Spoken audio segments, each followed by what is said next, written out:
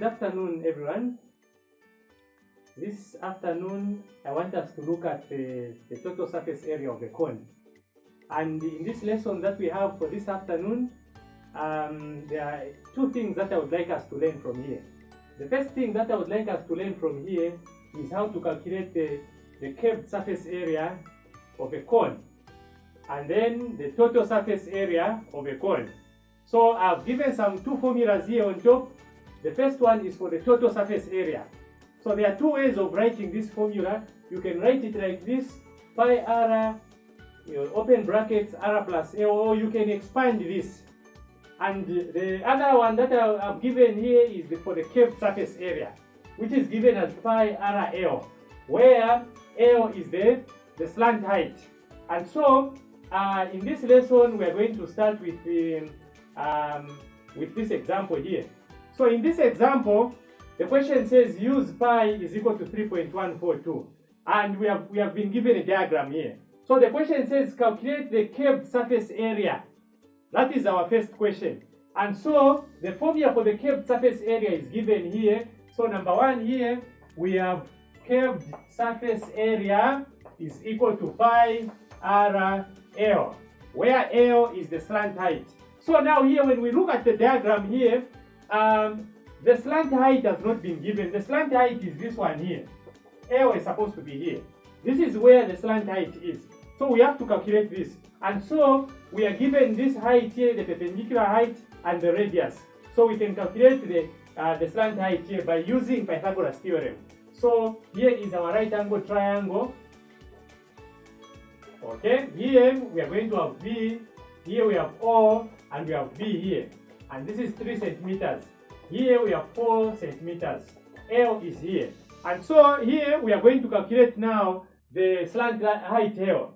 And so Pythagoras theorem states that L squared is equal to 4 squared plus 3 squared. So the square of these, the sum of the squares of these two sides here, the adjacent and the opposite, is equal to the square of the hypotenuse. And so we can square here. We're going to have L squared is equal to 16 plus 9. L squared is equal to 25. And so for us to find L, the slant height, we find the square roots on both sides. So square root here and square root there. So we're going to have L is equal to 5 centimeters. So now that we have the value of the slant height L, we can now substitute in our formula here. So therefore, the curved surface area is equal to pi, which is 3.142, times the radius. The radius has been given as 3, times L, which is the slant height, which is 5. And so we can use our calculator here to help us calculate here. So we are going to have 3.142 times 3 times 5, which gives us 47.13 square centimeters, which can also be rounded off to 47.1 square centimeters. So here the units are in square centimeters, because here we have centimeters and centimeters. So this is area here, so it's square centimeters, and this is how you calculate what is known as the curved surface area. When you have a cone, the curved surface area is this area in the sides. That is the curved surface area, the one that you hold when you hold the cone like this. So the second part of the question, which says calculate the total surface area. So the total surface area, the formula has been given here. It's pi r, open brackets, r plus L closed brackets. So total surface area is equal to pi r, and then you have r plus L. So we can substitute the values that we have.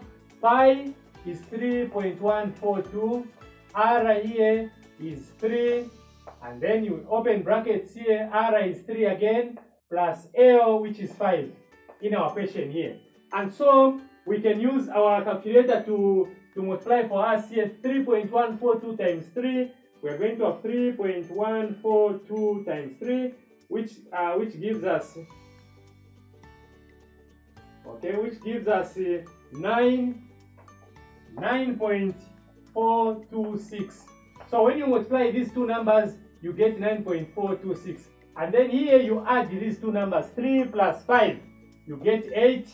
And then when you get 8 here, you can now multiply these two to get the total surface area of a cone. So you're going to multiply by 8, and the answer that is given by the calculator is 75.408, which can be rounded off to 75.4 square centimeters. So the total surface area is the area for all the faces of a cone, the curved surface area plus the circle that we have down here. So there's another way of writing the formula. I want you to go and try it on your own and make sure you get the same answer. So the other way of writing the formula is like this: pi r squared plus pi r L.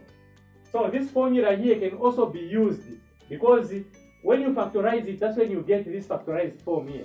So you can go and try this one. You've already found pi r L. This is for the curved surface area. All you need is this one, and then you add the two. Make sure you get the same answer. We end here. Thank you very much.